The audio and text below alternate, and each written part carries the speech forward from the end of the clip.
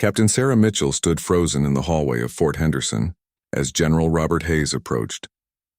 The clicking of his polished boots echoed against the concrete walls, each step bringing him closer to what would become the most defining moment of her military career. She had been dreading this encounter for weeks, ever since the incident reports had begun circulating through the base. Sarah had always been different from her fellow officers. While others seemed content to follow orders without question, she carried an invisible weight that made simple military protocols feel like mountains to climb. The daughter of a decorated Vietnam veteran who had taken his own life when she was 12, Sarah had joined the Army not out of patriotic fervor, but from a desperate need to understand the institution that had both shaped and destroyed her father. The morning sun streamed through the narrow windows, casting long shadows across the institutional green walls. Sarah's mind raced back to 3 weeks earlier, when everything had begun to unravel. She had been leading a routine training exercise with her platoon when orders came down from headquarters. The mission parameters had seemed standard enough, a mock raid on a simulated enemy compound. But as the details emerged, Sarah realized they were being asked to practice techniques that bore an uncomfortable resemblance to tactics she had witnessed during her deployment in Afghanistan, tactics that had resulted in civilian casualties. Her platoon trusted her completely. These young soldiers, barely out of high school, looked to her for guidance and moral direction. They had no idea that their captain spent sleepless nights questioning whether the very institution they served was worthy of their sacrifice. Sarah remembered the face of Ahmad, a 7-year-old Afghan boy who had been caught in crossfire during a raid she had participated in 2 years earlier. His wide, frightened eyes haunted her dreams and had fundamentally changed how she viewed military operations. When the training exercise began, Sarah found herself unable to give the commands as written. Instead of ordering her soldiers to breach the compound with maximum force, she modified the approach, emphasizing protection of simulated civilians and minimizing collateral damage. Her platoon executed the mission flawlessly, but her deviation from the prescribed tactics had been noted by observing officers. The formal complaints began arriving within days. Sarah was accused of insubordination, failure to follow direct orders, and undermining military discipline. Her fellow officers whispered about her behind closed doors, some expressing support for her conscience-driven decisions, others condemning her for what they saw as weakness and dangerous precedent-setting behavior. The base commander, Colonel Patricia Williams, had tried to shield Sarah from the worst of the bureaucratic storm, but even her influence had limits when complaints reached the Pentagon. General Hayes had been sent from Washington specifically to address what military leadership viewed as a growing problem of individual soldiers questioning lawful orders based on personal moral objections. Sarah represented something the brass feared deeply, the possibility that conscience might override command structure. If officers began picking and choosing which orders to follow based on their personal ethical frameworks, the entire military hierarchy could collapse. As the general drew nearer, Sarah's heart pounded against her chest. She had rehearsed this moment countless times in her mind, but nothing had prepared her for the actual weight of the decision she was about to make. Military protocol demanded that she render a sharp salute when the general approached. It was a simple gesture, performed thousands of times throughout her career, but today it felt like an insurmountable barrier. Sarah thought about her father's medals, carefully preserved in a shadow box in her childhood bedroom. She remembered how proud she had felt when she first put on her army uniform, believing she was following in his footsteps and serving something greater than herself. But over the years, that pride had been slowly eroded by experiences that challenged her fundamental beliefs about right and wrong. The general stopped directly in front of her, his steel-gray eyes boring into hers with an intensity that made her feel transparent. She could see her reflection in his perfectly polished insignia, a distorted image that seemed to mock her internal struggle. This was the moment when everything would change, when she would either conform to the system that had shaped her life or take a stand that could destroy her career and everything she had worked for. Other officers and enlisted personnel had gathered in the hallway, sensing that something significant was about to happen. The air felt electric with tension, as if everyone present understood they were witnessing a pivotal moment that would be discussed and analyzed for years to come. Sarah could feel their eyes upon her, some supportive, others hostile, all waiting to see what she would do. The general's presence was overwhelming, representing not just his individual authority, but the entire weight of military tradition and hierarchy. He had spent 30 years climbing the ranks, had served in multiple combat zones, and had earned the respect of soldiers and politicians alike. To him, Sarah represented a dangerous challenge to the order and discipline that held the military together. Sarah's hand trembled slightly as she considered her options. A simple salute would end this confrontation before it began, would allow her to continue her career and avoid the personal and professional destruction that seemed inevitable if she continued down her current path. But she also knew that some acts of conscience require sacrifice, that standing up for what you believe in sometimes means losing everything you have worked for. The silence stretched between them, heavy with unspoken implications. In just a few seconds, Sarah would have to make a choice that would define not only her own future, but would send ripples throughout the military establishment. The weight of her father's memory, her responsibility to her soldiers, and her own moral compass all pulled her in different directions. General Hayes waited with the patience of a man accustomed to being obeyed, his expression revealing nothing of his thoughts about the young captain who stood before him. The stage was set for a confrontation that would test the very foundations of military discipline and individual conscience. The seconds felt like hours as Sarah stared into General Hayes's expectant face. Her right hand, trained through countless hours of drill and ceremony to snap into a perfect salute, remained firmly at her side. The simple act of defiance sent shockwaves through the assembled crowd of military personnel, and she could hear the sharp intake of breath from several observers. "Captain Mitchell," the general said, his voice carrying the authority of 3 decades in uniform, "do you require a reminder of proper military courtesy?" His tone was measured, giving her one final opportunity to correct what he clearly viewed as an oversight rather than an intentional act of insubordination. Sarah's mouth felt dry as sand. She had crossed a line from which there would be no return, but the words came from somewhere deep inside her, driven by convictions that had been building for years. "No, sir," she replied, her voice steadier than she felt. "I understand the protocol perfectly." The general's eyes narrowed slightly, the only visible sign of his growing displeasure. Around them, the gathered personnel seemed to collectively hold their breath. Lieutenant Rodriguez, one of Sarah's closest friends in the unit, looked pale with concern for what was about to unfold. Sergeant Major Thompson, a grizzled veteran with 25 years of service, shook his head almost imperceptibly, as if watching a promising career self-destruct in real time. "Then perhaps you would care to explain your behavior, Captain," General Hayes continued, his voice taking on an edge that suggested his patience was wearing thin. He had not risen to his current position by tolerating disrespect from junior officers, and Sarah's refusal to salute constituted a direct challenge to his authority and the entire military hierarchy. Sarah knew that anything she said would likely make her situation worse, but she also understood that this moment demanded complete honesty. "Sir, I cannot in good conscience render military courtesies to a system that I believe has lost its moral compass."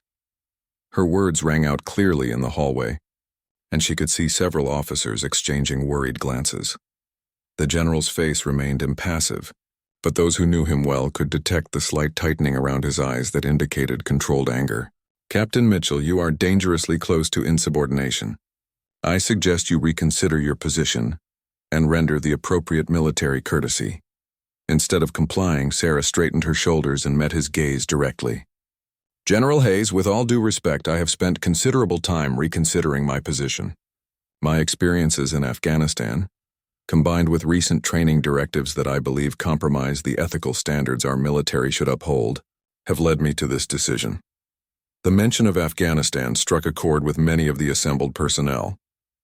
Most of them had served overseas, had witnessed the complexities and moral ambiguities of modern warfare.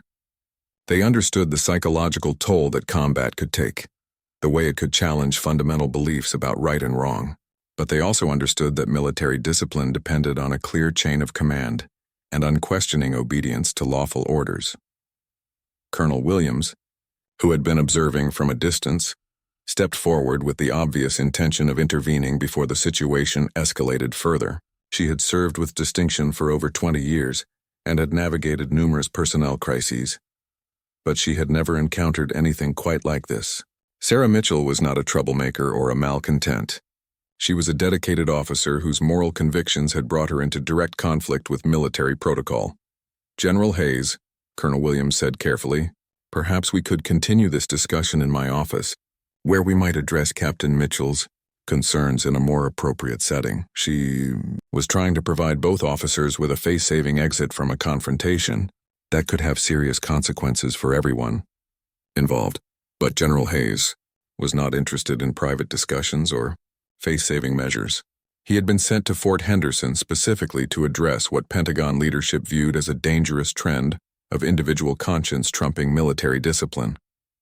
Sarah Mitchell's public refusal to salute represented exactly the kind of behavior that needed to be stopped before it spread to other units. Colonel Williams, this matter will be resolved here and now, the general stated firmly. Captain Mitchell has chosen to make her position public, and it will be addressed publicly. He turned his attention back to Sarah, his voice taking on the tone of a man accustomed to having his authority respected without question. Sarah realized that she had passed the point of no return. Whatever happened next would define not only her own future, but would send a message to every soldier on the base about the consequences of challenging authority. She thought about the young soldiers in her platoon, about the trust they had placed in her leadership, and about the responsibility she felt to model ethical behavior, even in the face of institutional pressure. Captain Mitchell, the general continued, you have 30 seconds to render a proper salute and apologize for this disgraceful display, or you will face immediate disciplinary action. His ultimatum hung in the air like a sword, and everyone present understood that Sarah's military career balanced on a knife's edge. The weight of the moment pressed down on Sarah like a physical force. She could feel the eyes of every person in the hallway, could sense their mixture of admiration, fear, and disapproval. Some of them undoubtedly thought she was brave for standing up for her convictions. Others saw her as a traitor to the institution they had all sworn to serve. But Sarah was no longer thinking about their opinions or even about her own future. Instead, she was thinking about Ahmad, the 7-year-old Afghan boy whose death had haunted her dreams for 2 years. She was thinking about her father, who had returned from Vietnam so psychologically damaged that he ultimately could not bear to continue living. She was thinking about the young soldiers under her command, who deserved leaders willing to put moral courage ahead of career advancement. As the seconds ticked away, Sarah made her choice. She looked directly into General Hayes's eyes and spoke 6 words that would change everything. Sir, I cannot serve your war. The simplicity of her statement, the quiet dignity with which she delivered it, and the absolute finality in her voice created a moment of profound silence that seemed to stretch into eternity. The 6 words hung in the air like a challenge thrown down before an entire institution. Sir, I cannot serve your war. Sarah's quiet declaration had transformed what began as a simple breach of military protocol into something far more profound and dangerous. The assembled personnel stood frozen, processing the magnitude of what they had just witnessed. General Hayes's face underwent a subtle transformation. The controlled anger that had been building behind his professional facade suddenly shifted into something approaching curiosity. He had expected defiance, perhaps even expected a political speech about military policies. But Sarah's simple, personal statement had caught him completely off guard. For the first time in the confrontation, he seemed genuinely uncertain about how to proceed. Your war, Captain?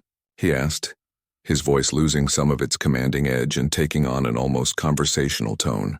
Please elaborate on that interesting choice of words. Sarah had not expected this reaction. She had prepared herself for immediate arrest, for a swift court-martial, for the destruction of her career. But the general's genuine curiosity about her statement created an opening she had not anticipated. She realized that her words had somehow penetrated his military armor and reached the human being underneath the rank and authority. General Hayes, Sarah began, choosing her words carefully.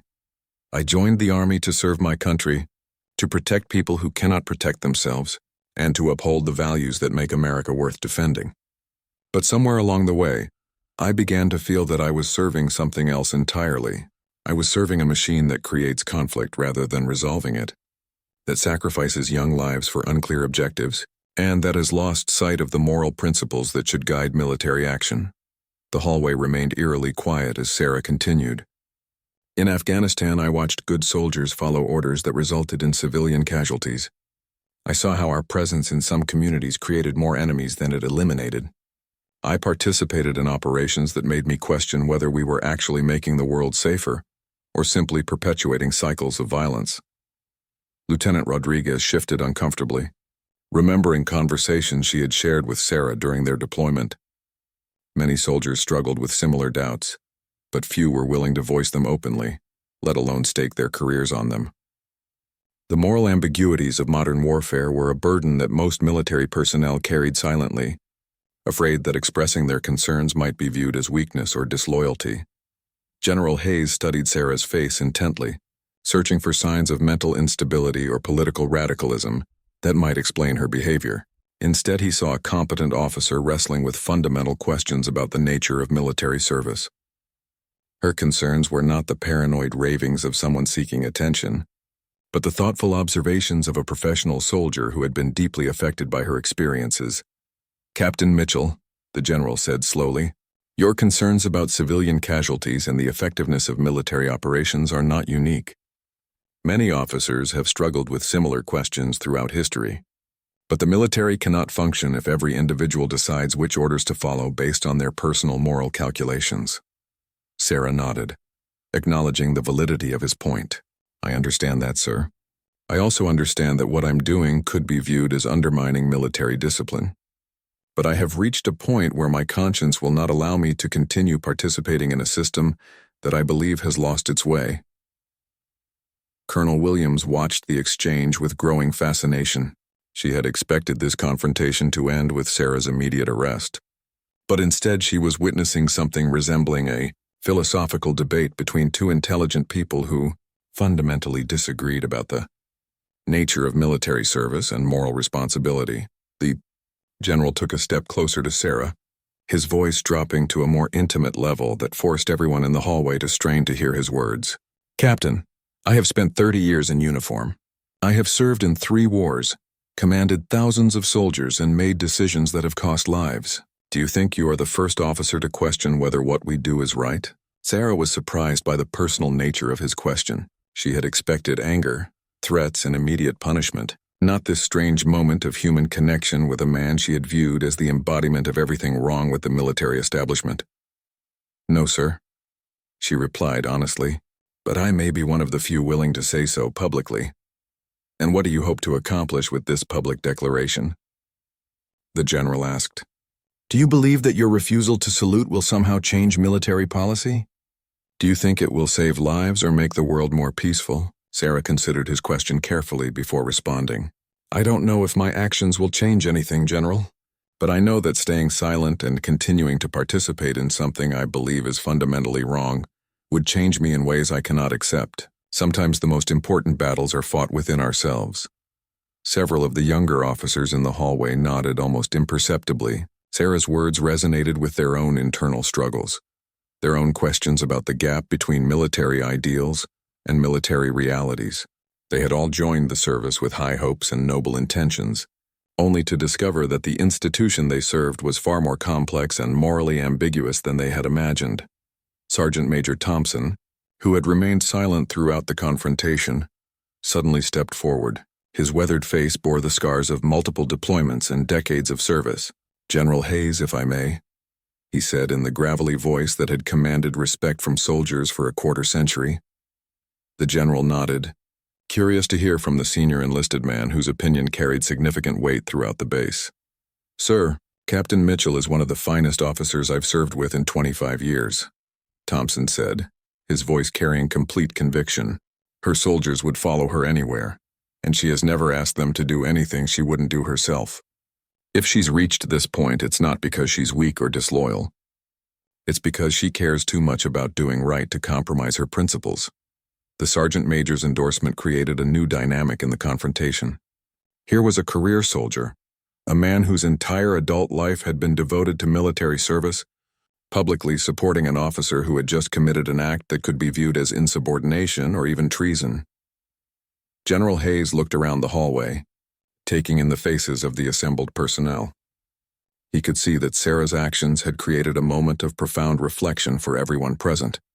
Some looked troubled, others appeared inspired, but none seemed unaffected by what they had witnessed. "Captain Mitchell," the general said finally, Your 6 words have certainly created an interesting situation. But words have consequences and actions have even greater consequences. What happens next will depend on choices that both of us must make. General Hayes stood silently for what felt like an eternity, his eyes never leaving Sarah's face. The assembled crowd waited with bated breath, sensing that something unprecedented was about to unfold. The general had built his reputation on swift, decisive action, but Sarah's simple declaration had clearly affected him in ways that no one, including himself, had anticipated. "Captain Mitchell," he finally said, his voice carrying a weight that suggested he was about to make a decision that would surprise everyone present. "Walk with me." Without waiting for a response, he turned and began moving toward the far end of the hallway, away from the crowd of observers.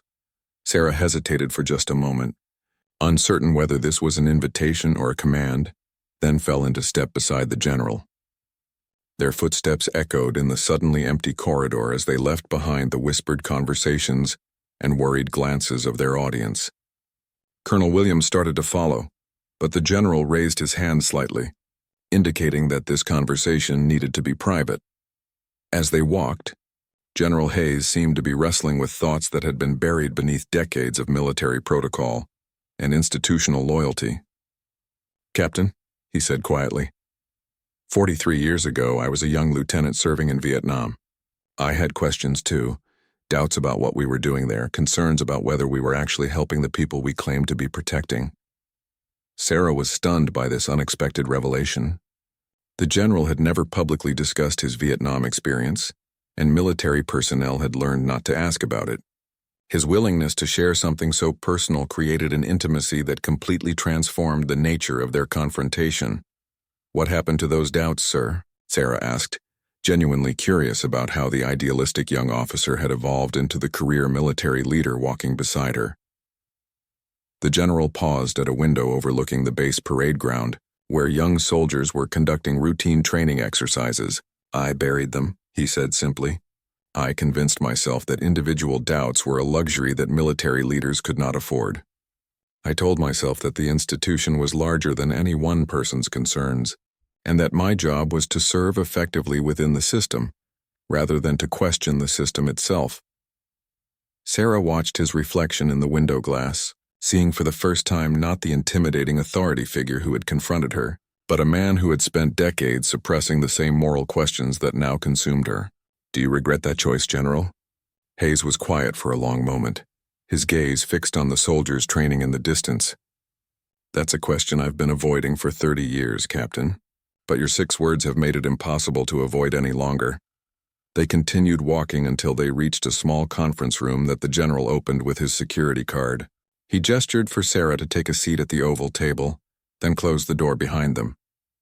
The room felt oddly intimate after the public nature of their confrontation, and Sarah found herself wondering what had motivated the general to create this private space for conversation.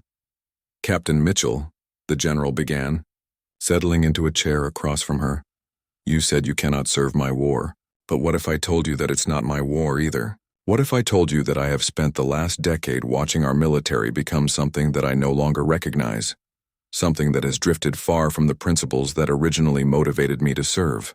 Sarah stared at him in disbelief. This was not the conversation she had expected to have with a man she had viewed as the embodiment of military establishment thinking. "Then why do you continue to serve, sir?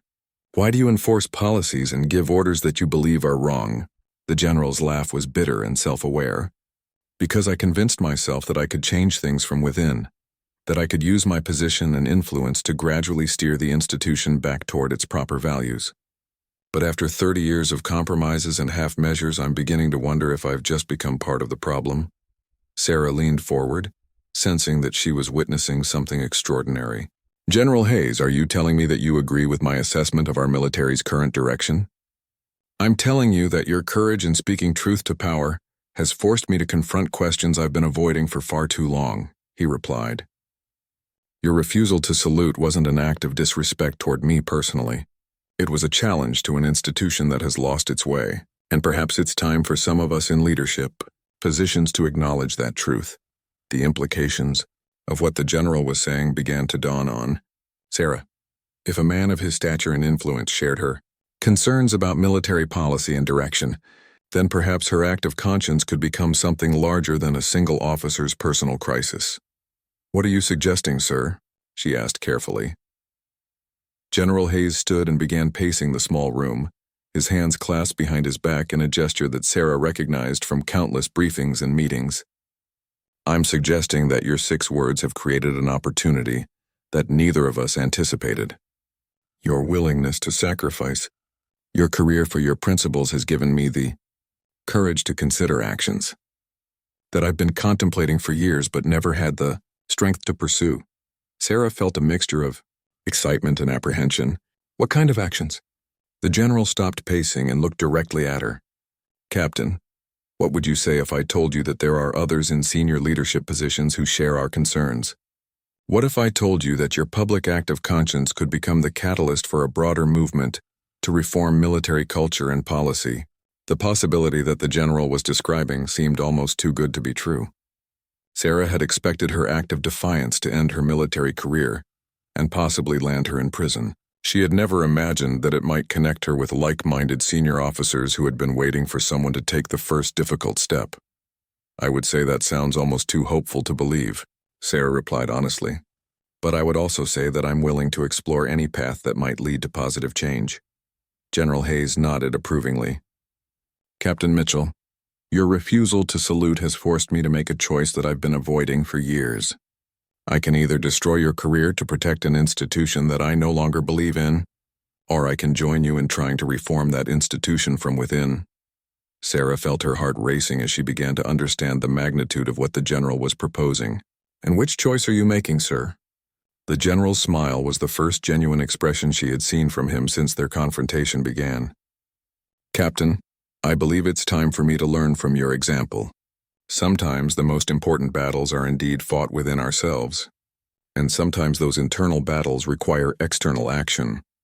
As the implications of their conversation began to sink in, Sarah realized that her 6 words had accomplished something she never could have imagined.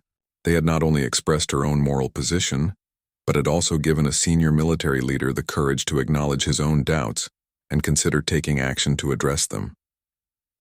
The weeks following Sarah's confrontation with General Hayes transformed Fort Henderson in ways that no one could have predicted.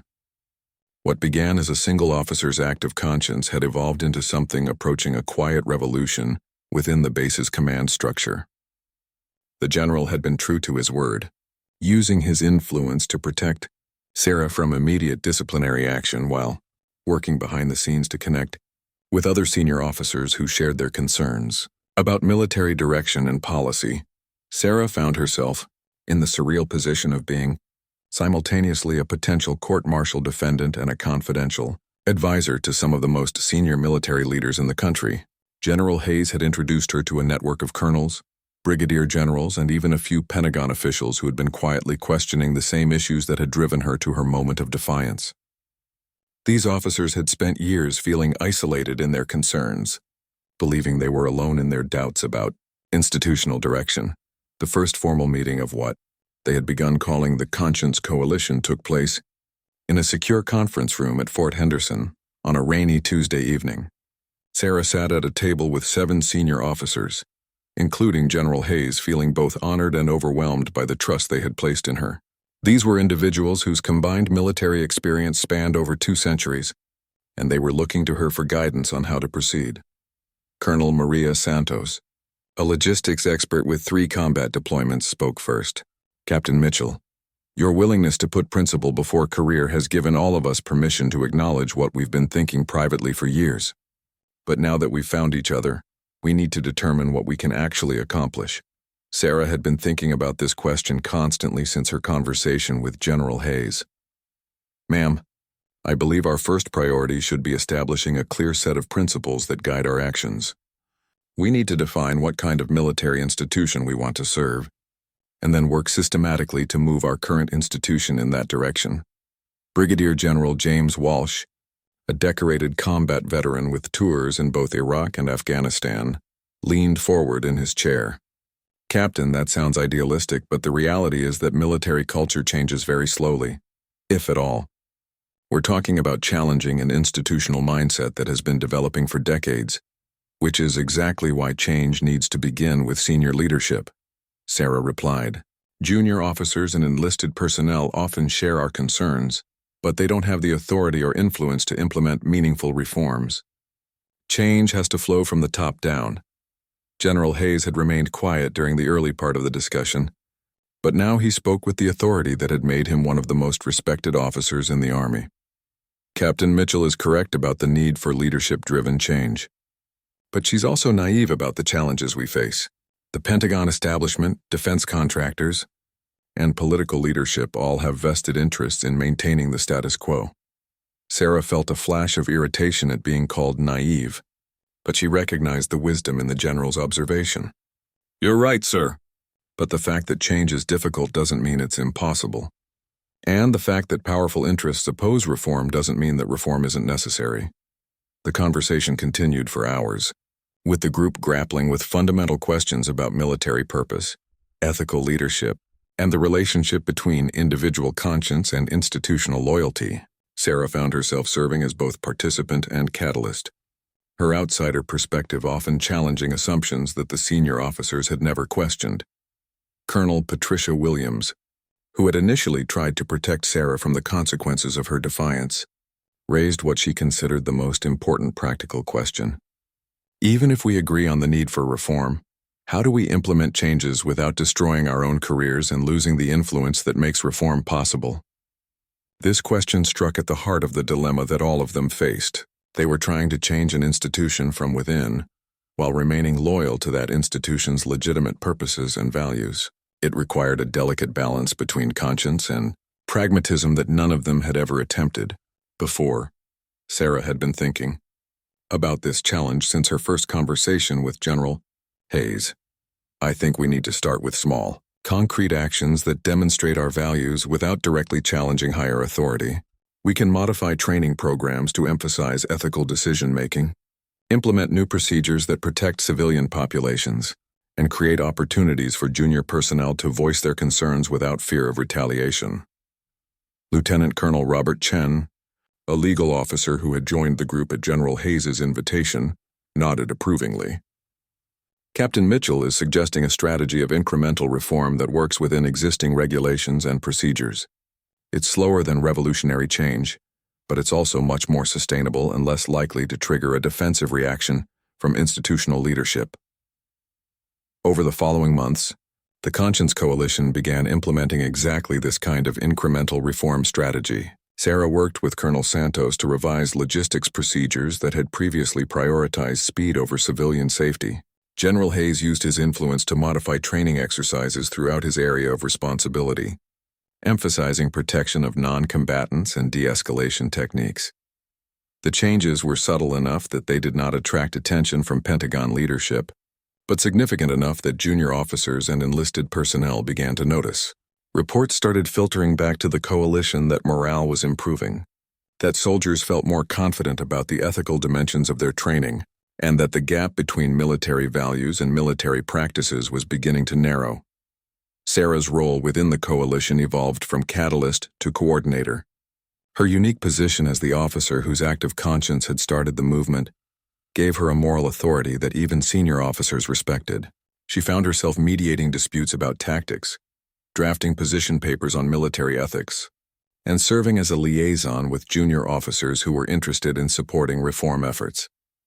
The most significant breakthrough came when Colonel Williams was selected for promotion to Brigadier General. Her new position would give the coalition its first representative with flag officer rank and direct access to senior Pentagon leadership.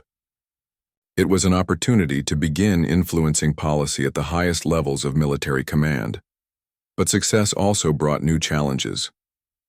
Word of the coalition's activities had begun to reach officers who opposed their reform agenda, and there were rumors that formal complaints were being prepared.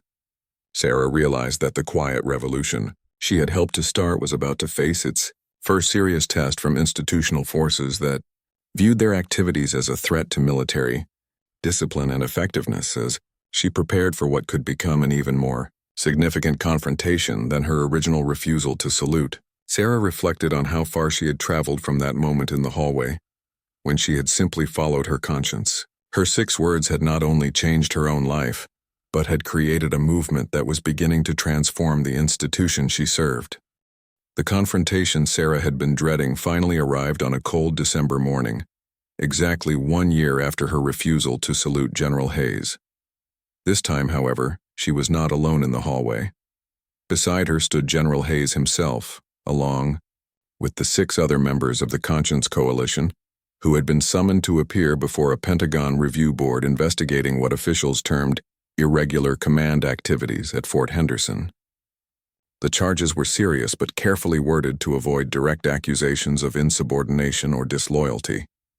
Instead, the coalition members were accused of implementing unauthorized modifications to established training protocols, conducting meetings that circumvented normal command channels, and fostering an atmosphere of institutional criticism that undermines military discipline. Sarah looked around the sterile Pentagon conference room where their fate would be decided. The review board consisted of 3 general officers she had never met, their faces impassive as they reviewed thick folders containing evidence of the coalition's activities over the past year. At the head of the table sat General Elizabeth Morrison, a woman whose reputation for rigid adherence to military protocol had made her the obvious choice to chair an investigation into unauthorized reform efforts. "General Hayes," Morrison began, her voice carrying the cold authority of someone accustomed to being obeyed without question. "You have served with distinction for over 30 years. Can you explain how you became involved in activities that directly contradict established Pentagon policies and procedures?" Hayes stood with the same dignity and bearing that had intimidated Sarah during their first encounter. But now, instead of defending institutional orthodoxy, he was preparing to challenge it. "General Morrison, with respect, I became involved in these activities because I believe our institution has lost sight of the moral principles that should guide military service." Morrison's expression did not change, but Sarah could sense the disapproval radiating from the review board. "General Hayes, your personal opinions about institutional direction are not relevant to this proceeding. What is relevant is whether you and your associates violated established command procedures and undermined military discipline." Colonel Santos leaned forward slightly, her voice calm but determined. "General Morrison, if I may respectfully suggest that our personal opinions about institutional direction are exactly what should be relevant to this proceeding. We are professional military officers with a combined experience of over 150 years. When officers of our caliber and experience express concerns about institutional direction, perhaps those concerns deserve serious consideration rather than administrative punishment." The room fell silent as the implications of Colonel Santos's statement sank in.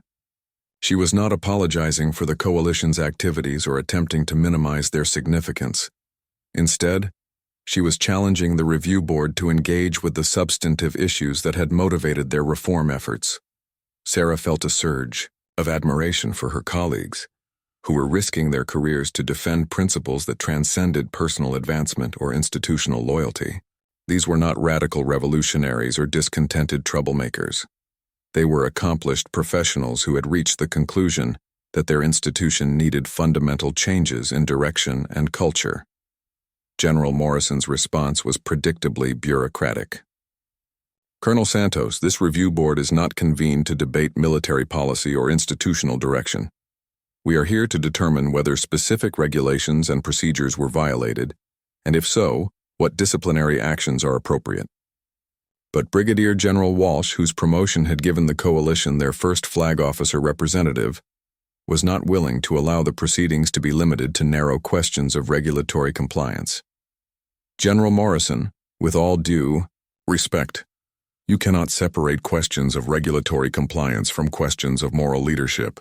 The modifications we implemented were designed to bring our training and procedures into better alignment with the ethical values that our military claims to represent." Sarah realized that this was her moment to speak.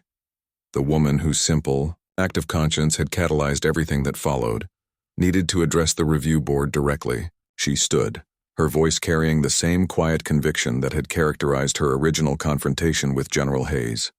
"General Morrison, a year ago I refused to salute because I could not in good conscience participate in what I viewed as institutional moral compromise. That act of conscience connected me with senior officers who shared my concerns. but had felt isolated and powerless to address them. Together, we have worked to implement reforms that make our military more effective and more ethical. Morrison's mask of professional impassivity finally cracked slightly. Captain Mitchell, your original act of insubordination has apparently inspired a year-long campaign of institutional criticism and unauthorized policy modifications. Do you understand the precedent that your actions have established? Sarah met the general's gaze directly, drawing strength from the knowledge that she was no longer fighting alone. Yes, ma'am. I understand the precedent perfectly. I hope it establishes that military officers have a responsibility to their conscience as well as to their chain of command, and that institutional loyalty must be balanced with moral courage.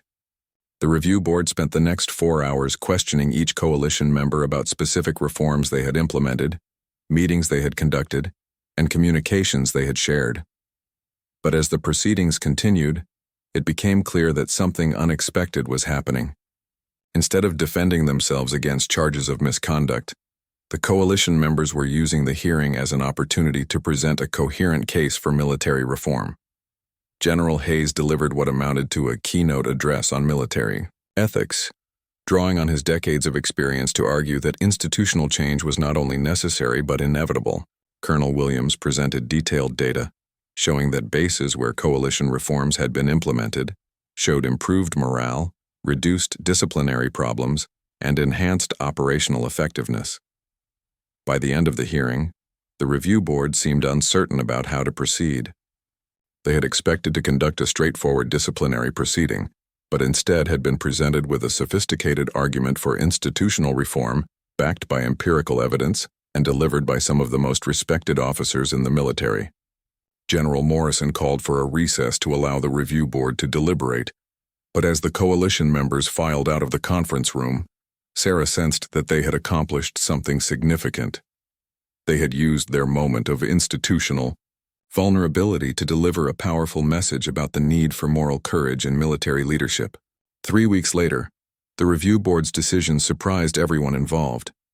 Rather than imposing disciplinary sanctions, they recommended that the coalition's reform proposals be forwarded to a special Pentagon committee charged with reviewing military training and ethics procedures. General Morrison's accompanying statement noted that while the coalition had violated established procedures, their concerns about institutional direction deserved serious consideration by senior leadership. Sarah's 6 words, "Sir, I cannot serve. Your war," had evolved from a moment of personal conscience into a catalyst for institutional change. The quiet revolution that began with her refusal to salute had demonstrated that moral courage could indeed challenge institutional power, and that principled leadership could create space for necessary reforms, even within rigid hierarchical structures. As she stood once again in the hallway at Fort Henderson, now surrounded by colleagues who shared her commitment to ethical military service, Sarah reflected on the power of simple truth spoken with conviction. Sometimes the most important revolutions begin not with grand gestures or elaborate plans, but with an individual's willingness to say what others are thinking, but afraid to voice.